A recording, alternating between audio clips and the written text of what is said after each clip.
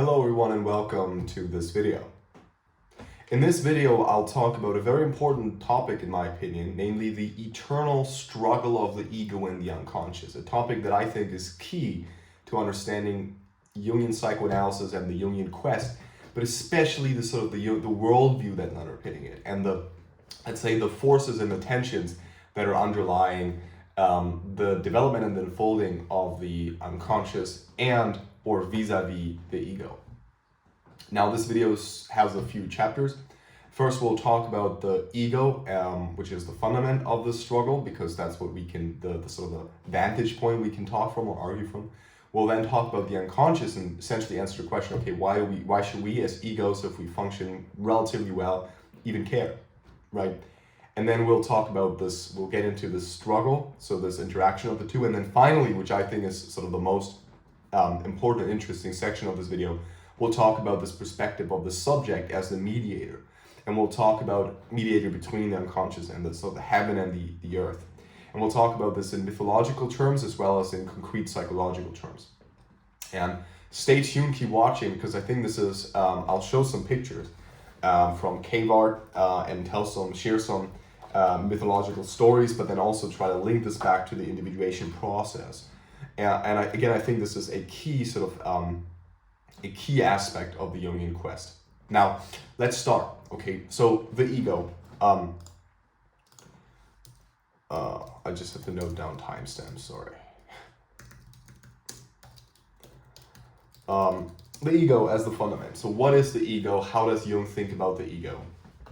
The ego, as I see it, right, and this is interpreting Jung to some extent, but I think it is implicit in Jung, is a function and not so much a locus. So for Jung, the ego is the central complex, so the central dominant complex of the psyche. Jung thought about the psyche as having comprised of different complexes that have more or less dominant moments within the unfolding of the psyche. And the ego is that which is at most times considered the dominant psychic complex. So that which rules or governs the, let's say, way of the, I was prone to say the way of the water, as the Avatar movie, but the way of the unfolding of the psyche, so to speak, right? And what that means precisely is that the ego governs the interpretation that we have of the stimuli that we are confronted with around us. So the ego allows us to navigate through the world in a more or less meaningful way. Without the ego, we couldn't speak of meaning. Without the ego, precisely speaking, we couldn't even speak, right? And that is sort of the Jungian perspective. So the ego is the starting point of everything we can talk about if we talk a properly speaking subject that has sort of gained a standing within this construct that we call world, right? This already tells us that the ego has differentiated from a let's say the darkness of something else, right? The ego in this metaphorical perspective often is seen in creation myths in which a sort of land mass or something like that emerges from the darkness of the ocean. If you think about the Egyptian creation myth, for example, where a land or water, I think, withdraws and then land comes to be visible, right? Or if you think about the biblical creation myth, God creating light. So this is those are metaphors for the ego and its creation. Now, the ego is thus situated within this space of darkness, and the space of darkness on the one hand is within itself, and on the other hand is outside of itself, right?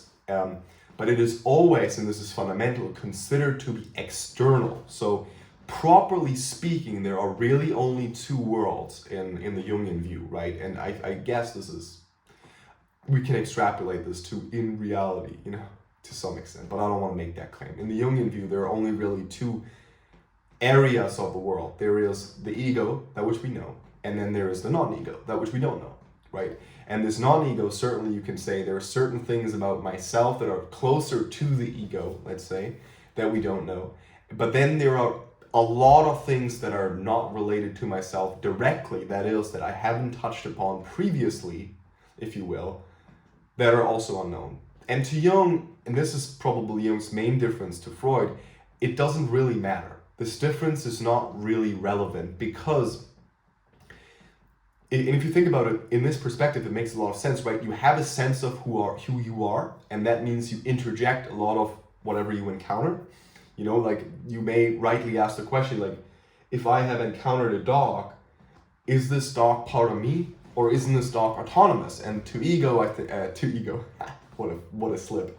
To Jung, this perspective is the question is quite right. You know, the dog, properly speaking, has a representation within you. It has a role within the narrative that you build as ego, but it doesn't have a position, let's say, that is screwed or fixed within your psyche. The dog continues to exist as dog. It may die in an hour.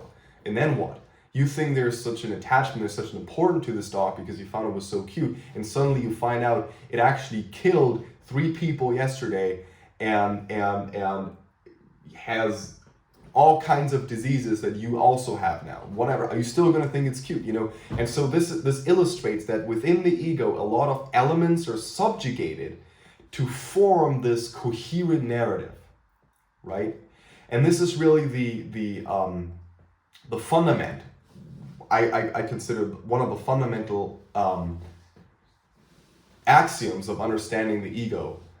Sure, yeah, it's the center of action and so on, but it is precisely and most importantly, it is the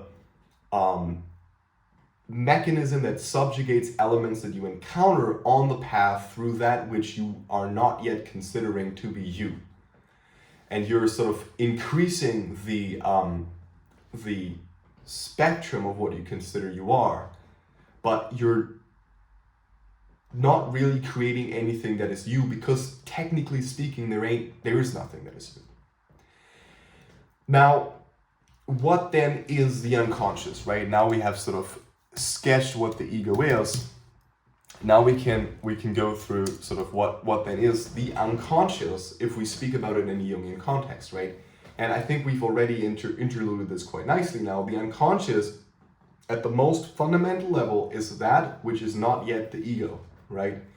And now this is a very large definition, but it highlights why you should care, right? It highlights why it is relevant to you, and we'll narrow that definition in a minute, because of course, not all of that is the unconscious, and there are many perspectives on the unconscious, but the relevance of this realm to you arises from precisely 2 points. One, those things which you have encountered directly, but you don't possess, or you haven't structured properly.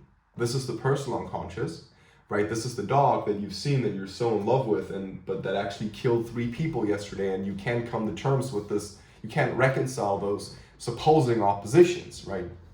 Or the fact that you think you're a loving husband or a loving wife, but you've actually fantasized about raping your neighbor, you know, whatever.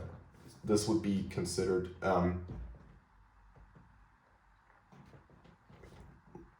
to be then part of the archetype of the shadow, which we talked about in other videos. By the way, again, I'll say it again, I said it earlier, if you're interested in those videos, please consider subscribe, but most importantly, please comment and let me know what you think, and or if you want me to produce other videos on similar content, or if you have any questions that I can pick up in a video. But now, let's get back to this discussion. So there's this one element of encounters that you have not yet properly integrated into this linear narrated structure that we call the ego. So this would be the personal unconscious. This is mostly what the Freuds and Lacans of this world are concerned with. But then, and this is what Jung is concerned with mostly, is there's all the other kinds of elements that have been encountered before by humanity and will be encountered by humanity, which essentially comprises most of reality that is relevant to the human species, let's say. And this would be considered the collective unconscious, right? And this collective unconscious is precisely that which you, if you didn't if you didn't look closely, you probably wouldn't really know it was there, because it presents itself most often through an individual lens. But the reason for that is only because it is passed through the filters of the ego, that is passed through the interpretive lens of the psyche, let's say. But the collective contents, as represented in dreams, often presents itself as an enigma. Like you don't know what this weird dream where let's say, you saw those symbols and so on, what that means, right? And for Jung, the one element of the collective is the clustering of the experience, so the clustering of the personal content of the psyche, be it within the personal unconscious or within the ego, along certain trajectories, right? So this is when you say, well, oh yeah, this in my dream is actually a representation of the wise old man, or this is a representation of me being identified with sort of this hero myth, and this is why I did these strange things in my dream. This would be sort of this clustering along those trajectories, right? But there is, let's say, no truth to those trajectories as shapes, concrete shapes, but only as those trajectories, right?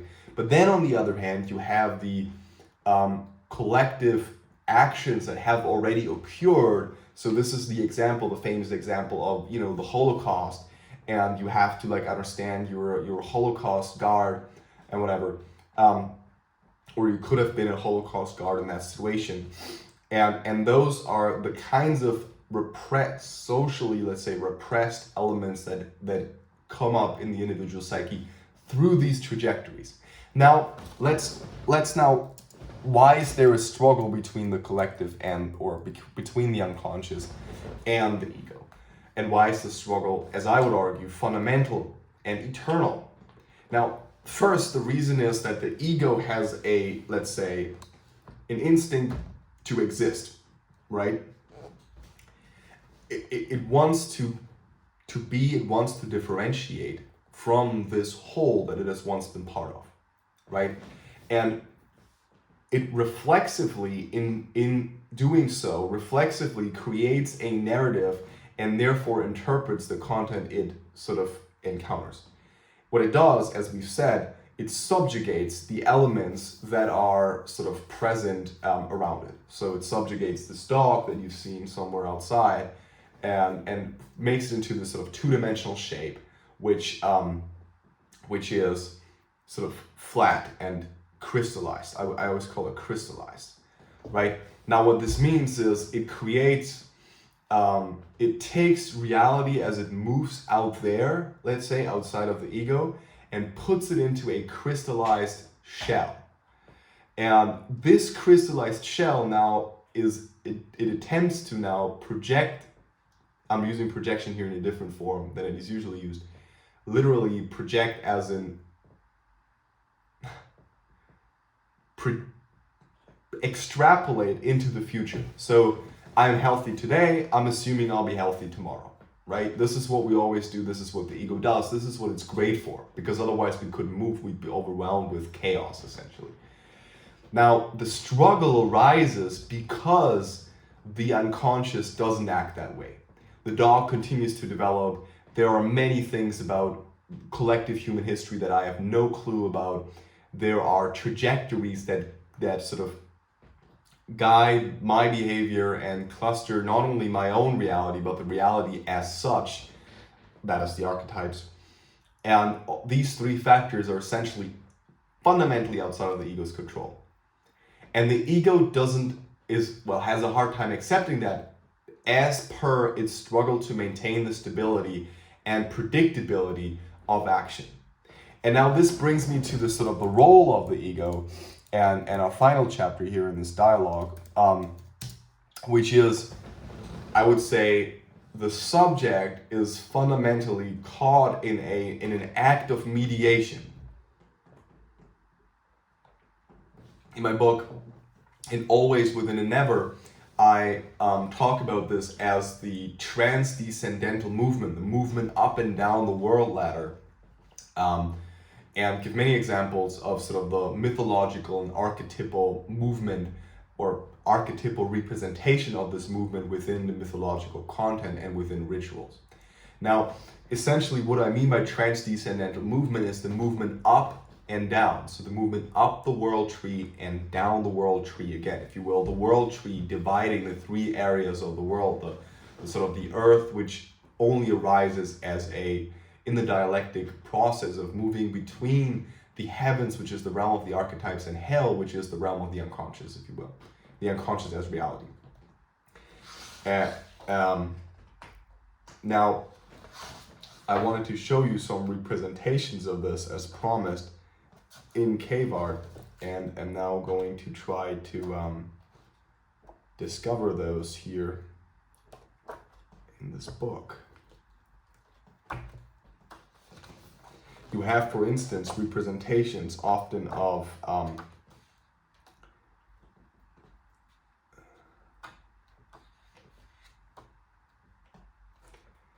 the process of hunting, and often it is represented in deers or cows, because those are considered to be figures of the darkness and of this unknown process, which is quite interesting to look at. Here, for example, you have this representation here. I hope you can see this well. Where you have essentially a group of hunters. This is from central India, hunting a cow. You have another representation here from a different region. But representations like these just tell sort of the eternal, and I'm not claiming to be, you have a larger representation of the process here. I'm not claiming to have sort of this interpretation of cave art ex ultimo, but what I'm saying more is, you know, there are representations of the process of trying to tame, trying to bring to, you know, here's this ton of deers. Trying to sort of literally pierce down or stop the movement of something that is eternally moving. And this is, I think, precisely the act of the ego, right?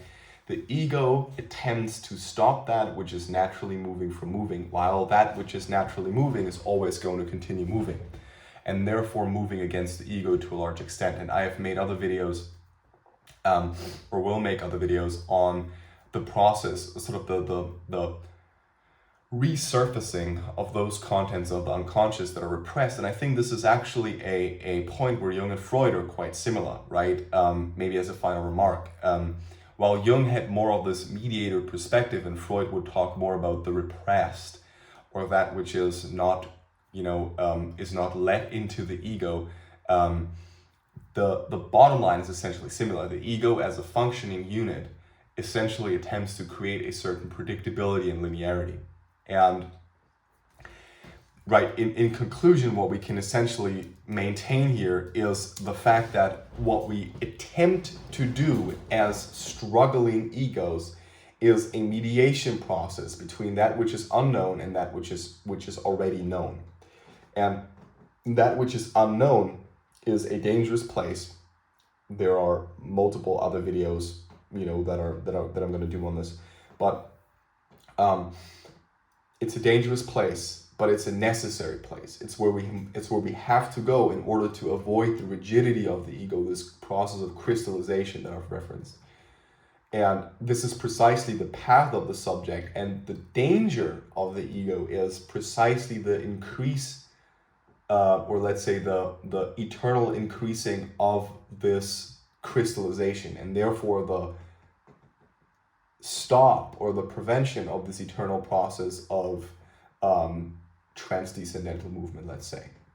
So thanks a lot for watching this video. Again, subscribe to the channel if you find this content interesting. Do let me know what you think about the video, and if you're interested in reading the book that I've referenced, and Always Within and Ever, you can find a link to the website where I'm selling it in the description below. Thanks a lot.